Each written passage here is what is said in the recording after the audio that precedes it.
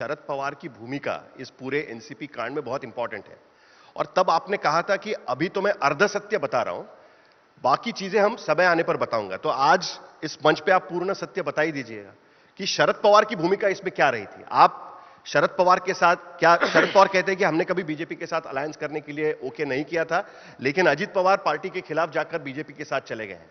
सच्चाई क्या है? 2019 की सच्चाई आज लोगों को पता चलनी चाहिए। क्या शरद पवार का आशीर्वाद 2019 में जो हुआ उसको था या नहीं था? आपका वर्जन क्या है इसमें?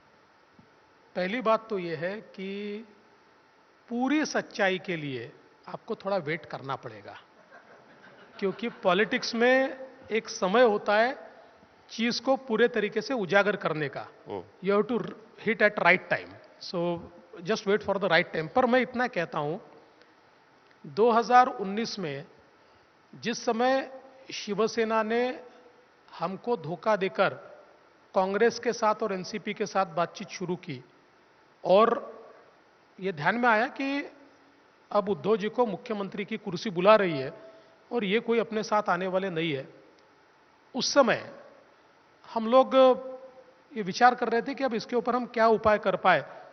उस समय राष्ट्रवादी कांग्रेस से कुछ लोगों ने मेरे सामने प्रपोजल रखा कि हम लोग आ सकते हैं, क्योंकि हम 3 पार्टी की सरकार नहीं चाहते, we want a stable government. मैंने उनको कहा कि ठीक है, मैं कुछ चर्चा करके आपको कहूंगा। फिर चर्चाएं भी हुई।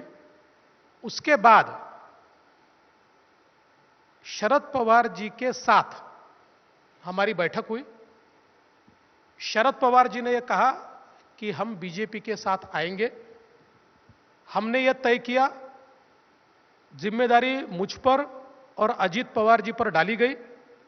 हमने बैठकर अलायंस कैसा होगा, उसमें किसको कौन सा पोर्टफोलियो मिलेगा, किसके पास कौन से जिले जाएंगे, ये सारी चीजें तय की।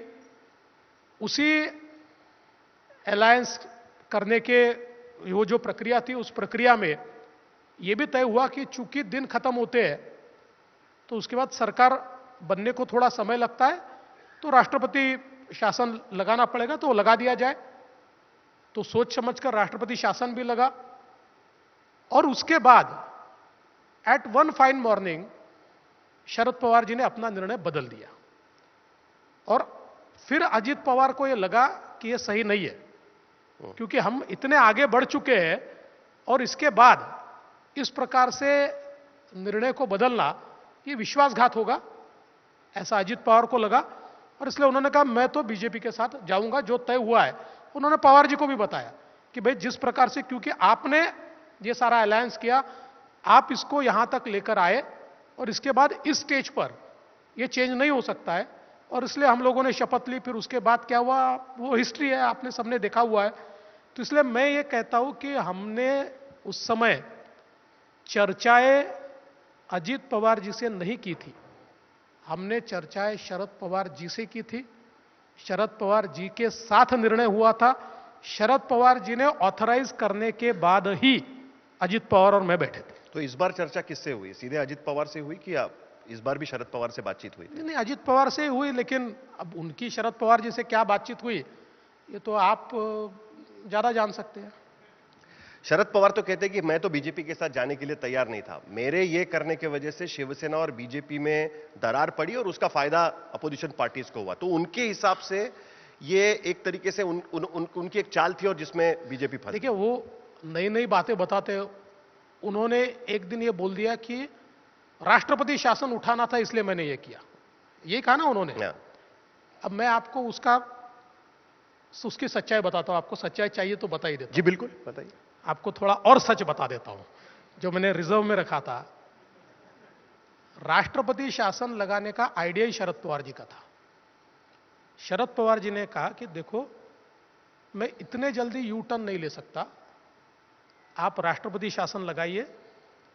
राष्ट्रपति शासन लगने के बाद मैं महाराष्ट्र का दौरा करूंगा और फिर मैं यह भूमिका लूंगा कि महाराष्ट्र को स्टेबल गवर्नमेंट चाहिए, इसलिए इसलिए हम बीजेपी के साथ जा रहे हैं। और फिर अपनी संख्या हो जाती है तो ऑटोमेटिक राष्ट्रपति शासन उठ जाएगा। इतना ही नहीं, मैं उसके आगे बढ़कर बताता हूं कि राष्ट्रपति शासन जब लगता है तो एक एक पार्टी को लेटर देकर पूछा जाता है कि आप सरकार बनाओगे क्या, आप सरकार बनाओगे क्या। तो वैसा ही लेटर एनसीपी को दिया गया और हम सरकार नहीं बनाएंगे। ये जो एनसीपी का लेटर था ये मैंने टाइप किया था, ये मेरे घर पे टाइप हुआ था और उसके ऊपर पवार साहब ने उसमें कुछ करेक्शंस बताए थे। उस करेक्शंस को एग्जीक्यूट करके वो पत्र एनसीपी का दिया गया कि नहीं हम भी सरकार नहीं बनाना चाहते, तब जाकर राष्ट्रपति शासन लगा था।